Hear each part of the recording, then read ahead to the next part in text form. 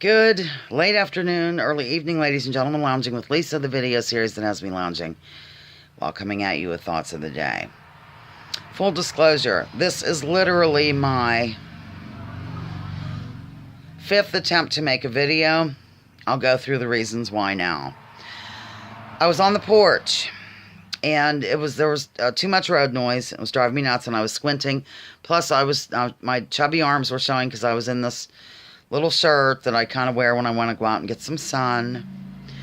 So I came in, and then I did another video, and I showed you my picture in the paper for Monday's column, which is a rerun that I do every year, pertaining to how Memorial Day and Veterans Day are two different things, and a lot of people, I don't know, don't realize that, I guess. And so I showed you the picture of me as Uncle Sam, but during the course of my talking, I said some things that would probably be,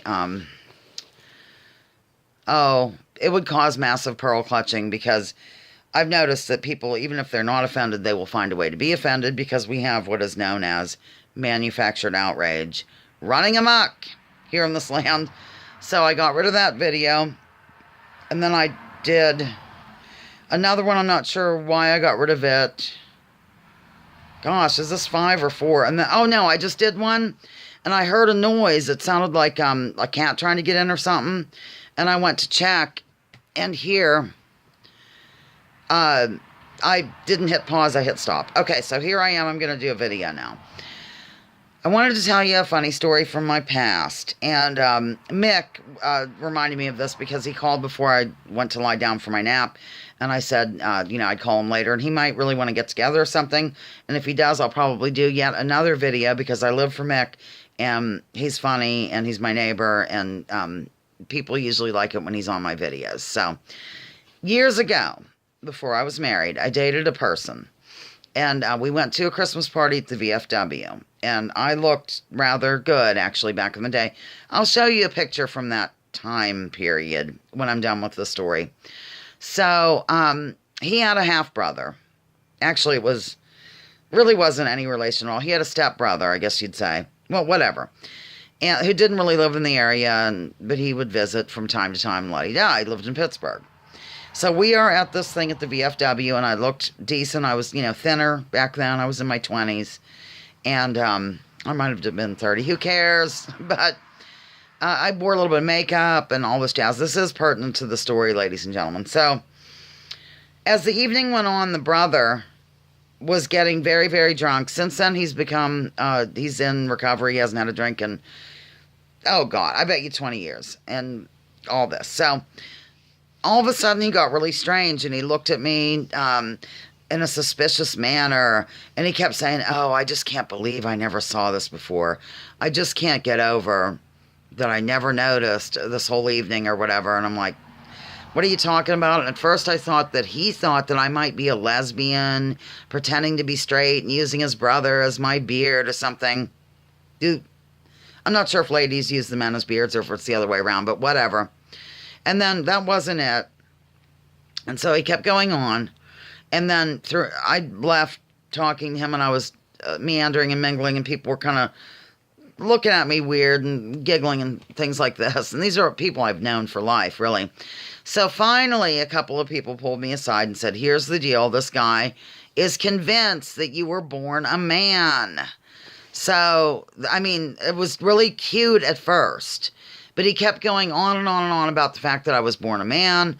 And during the course of the accusation, he looked at me and said, "Lisa, you need to just be honest with yourself and admit you were born a man." So Mick and I kind of joke to this day that, I need to be honest with myself, or let's just be honest with ourselves. I still say that every time I say it, I think of this. So the bottom line is, like I said, it was really funny at first, but then it got to be kind of irritating, because, sometimes when people are drunk, they just won't let go of it. They're like a dog on a bone, and they're on and on and on and on and on. And he was. And so my date took me home and had to prove to the brother, by way of old yearbooks, that indeed I was always Lisa Hauserman, not George Hauserman, which is something that the people at Mama Bear started to call me as a joke. After I told them the story, they would call me George Hauserman. So that's the delightful story, and it does have a good ending, because the fellow got clean and sober, and I went to the boyfriend who I was with then, I went to his wedding. And, not to me, clearly. And, I was married to Paul, Spencer's, father. We went to the wedding and I went inside and there he was. And he said, oh my goodness, Lisa, I owe you, is it restitution or whatever you do as part of your 12-step thing, you know, apologizing and all this jazz. And then he would also, I was, you know, like a practicing Jew back then. If I practice now, I would be better at it, ladies and gentlemen. I'm not anything. So he lived near the Jewish area in Pittsburgh and would bring me things from time to time, like, lox for bagels and lox. And he brought some challah bread that it was frozen and then you'd set it out and it would rise and you'd bake it. I used to make challah bread on Friday afternoons and stuff. It was crazy. I was totally would do the prayer and everything. Wild. Me, Lisa Hauserman. The non-denominational anything. So, anyhow, yeah, he made restitution or whatever it's called, and we sang Kumbaya, which is actually a Christian song. So that's that little story. And what else did I have to report? Let me pause as to not waste your time. I've already gone 6:11. Okay, the lounge is set up. I am ready to go live tomorrow at 12:30 Eastern. Here's the game right here in print. I think I have 45 questions. Yes, 45, of course, with visual aids. And because we didn't have a birthday this week, it's basically just called the May game. I started out with May 19th trivia, and there wasn't a whole lot. I mean, there was enough, but, well, actually there wasn't. So I just went with some general May themes. So the May game, oh, absolutely a clever title, don't you think, ladies and gentlemen? So that's what's happening tomorrow at 12:30. I hope to see you there. And let's all just be honest let's just all be honest with ourselves right now, shall we? Okay, Lounging with Lisa, the video series that has me lounging with the new pillow that was made for me while coming at you with thoughts of the day. Join me, join others, drop your political identities. Let's focus on issues. Leave labels at the door. Research before you judge. And remember, sorry you have to have a close-up of me. War is a racket. Don't take my word for it. Check out General Smedley Butler and what he had to say. And note, I was sleeping and I have a line there. I took a nap. I'm just going to confess. I'm just going to be honest with myself. I took a nap and I woke up as George Hauserman.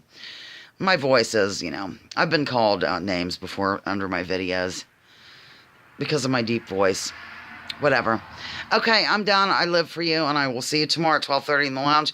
Maybe sooner if Mick Boyle is involved, because he's just a charming fellow who must be videoed. Live for you. Bye-bye.